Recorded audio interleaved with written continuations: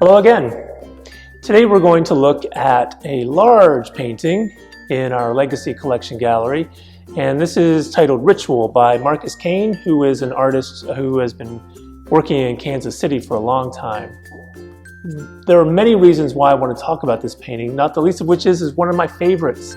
I saw this painting in a gallery in Kansas City a few years ago and instantly fell in love with it. And one of the things that really made me fall in love with it was the fact that after I looked at it up close, and it's a big enough painting that you can kind of lose yourself in it, I saw all the details. I saw all the lines he had made with the paint. But the next moment I saw it, I was actually 40 or 50 feet away.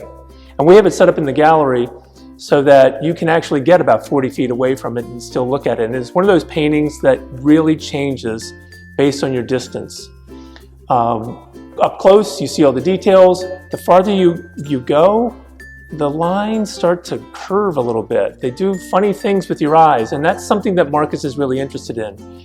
He's aware that our eyes are always focusing, refocusing, moving here and there, and so he creates paintings that excite our eyes. I can't even begin to guess how many different paint marks he has put in his painting, but they're all designed.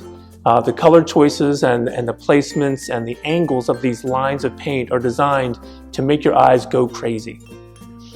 The other thing that he did with this painting is connect to his basically lifelong interest in textiles. He collects textiles, but he fell in love with textiles and in particular quilting as a boy through his grandmother, who was an active quilt maker and would make quilts for her grandchildren. And so he developed a deep love of the idea of stitching. And so in some ways he thinks about each of these lines as a stitch. The other thing that's really interesting about the painting is how he makes it. When you really get up close and you're looking for the bottom layers, you know, at a distance you might think the bottom layer is the white. But actually all the white is closer to the top than it is the bottom. He starts by creating bands of horizontal colors. And then, one at a time, he dips a tool into paint and makes a mark. Each one of these lines, they usually are about 5-6 inches in length, is made using a tool that he creates. He worked with some wooden tools that were originally designed to help potters as they were making vases and bowls and things like that. They helped them shape them. And he altered them so that he could use them almost like a stamp. So he would have the paint color he wanted. He would take his tool, dip it into the paint, onto the canvas, one after the other. He works horizontal, and actually did this in his dining room, set up on tables.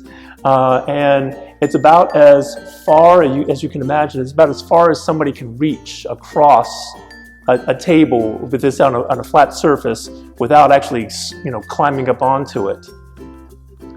So the patience, the ability to think about the color combinations to make your eyes get super excited, because sometimes he has very different colors right next to each other. Whites against reds, blues against black. But sometimes he takes dark colors and puts a whole bunch of them together, and sometimes he takes lighter colors and puts them all together. Everything is constantly in flux. Everything seems to be moving. And that's one of the reasons why I really like this painting.